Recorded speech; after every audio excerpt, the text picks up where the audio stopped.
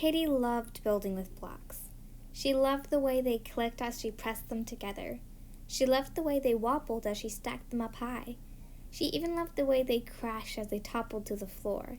But most of all, Katie loved the way she felt when she built something brand new. Owen loved reading books.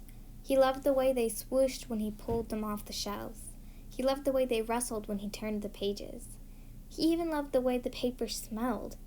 But most of all, Owen loved the way he felt when he was reading something brand new. Katie read books for school, but Katie did not want to read. When Katie tried to read, her hands felt squirmy. When Katie tried to read, her legs felt wiggly. When Katie tried to read, she wished she were building instead.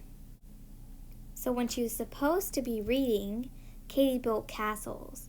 She built cities. She built worlds. "Building's the best," proclaimed Katie.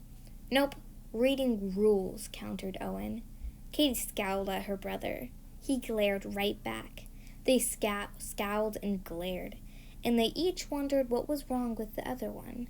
"Building's better. Reading is." "Building, reading, building, reading." The librarian seemed to appear out of nowhere. "May I suggest a suitable alternative?" "A stack of books for you," the librarian said to Katie, "to read." "And a stack for you," she said to Owen, "to shelve." Katie squirmed and wiggled in the big library chair. She missed the clicking and wobbling and crashing of her blocks, but most of all, she missed building something brand new. Katie stood up. "Building's way better than reading," she said. Owen didn't answer. His nose was buried in a book. Katie picked a thick book from the library shelves. She wanted to see if it could balance on its side. It could. Katie picked out more books.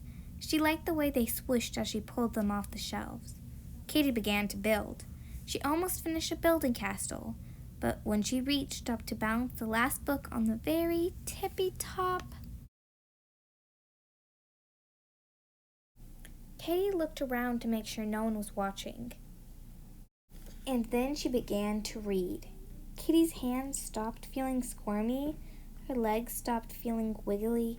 She liked the way the pages rustled as she turned them. She even liked the way the paper smelled. But most of all, Katie liked reading something brand new.